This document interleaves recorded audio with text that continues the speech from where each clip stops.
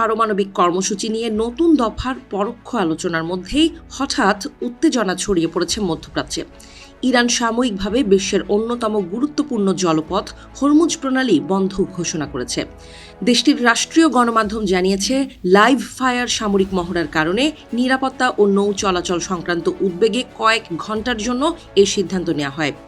এই জলপথটি অত্যন্ত গুরুত্বপূর্ণ, কারণ বিশ্বের প্রায় 20% তেল সরবরাহ এই পথ দিয়েই পরিবাহিত হয়। ফলে ইরানের এই পদক্ষেপ আন্তর্জাতিক বাজার ও ভূ রাজনীতিতে বড় ধরনের প্রভাব ফেলতে পারে বলে মনে করছেন বিশ্লেষকরা। ইরানের সর্বোচ্চ নেতা আয়াতুল্লাহ আলী খামেনি একই সময়ে কঠোর সতর্কবার্তা দিয়েছেন। তিনি বলেন, বিশ্বের সবচেয়ে শক্তিশালী সেনাবাহিনীও এমন আঘাত পেতে পারে।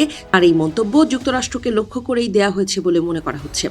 অন্যদিকে কূটনৈতিক পর্যায়ে কিছুটা নরম সুর শোনা গেছে ইরানের পক্ষ থেকে।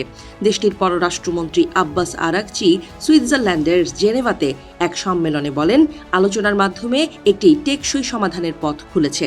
তিনি জানান, ইরান আলোচনা চালিয়ে যেতে আগ্রহী, তবে দেশের নিরাপত্তার প্রশ্নে যে কোনো হুমকির জবাব দিতে প্রস্তুত।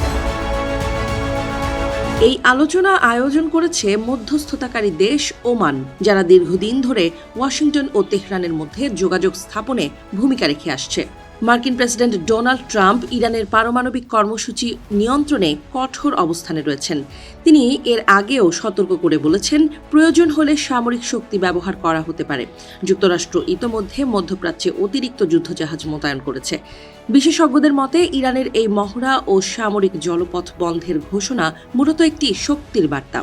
ইসরায়েলের সঙ্গে নিরাপত্তা বিশ্লেষক বলেছেন, ইরান আন্তর্জাতিক সম্প্রদায়কে বোঝাতে চাইছে যে তাদের ওপর হামলা হলে তারা শুধু আঞ্চলিক নয়, বৈশ্বিক প্রভাব ফেলবে।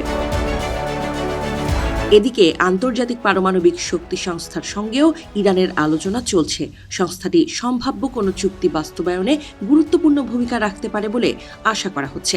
উল্লেখ্য, ইরান প্রায়ই এই জলপথে সামরিক মহড়া চালালেও আনুষ্ঠানিকভাবে বন্ধ ঘোষণা করা অত্যন্ত বিরল ঘটনা। শেষবার ইরান ইরাক যুদ্ধের সময় 1980-র দশকে এই ধরনের পরিস্থিতি দেখা গিয়েছিল। ঘটনার পর আন্তর্জাতিক তেলের বাজারে তাৎক্ষণিক প্রতিক্রিয়া দেখা গেছে। আলোচনায় অগ্রগতির ইঙ্গিত পাওয়ায় তেলের দাম কিছুটা কমেছে, তবে বিশ্লেষকদের মতে উত্তেজনা বাড়লে দাম দ্রুত বেড়ে যেতে পারে।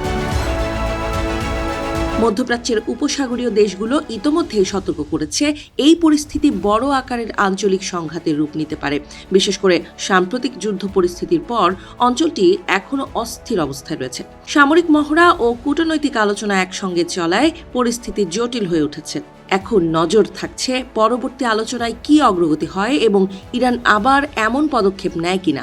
আন্তর্জাতিক সম্প্রদায় উদ্বেগের সঙ্গে পরিস্থিতি পর্যবেক্ষণ করছে।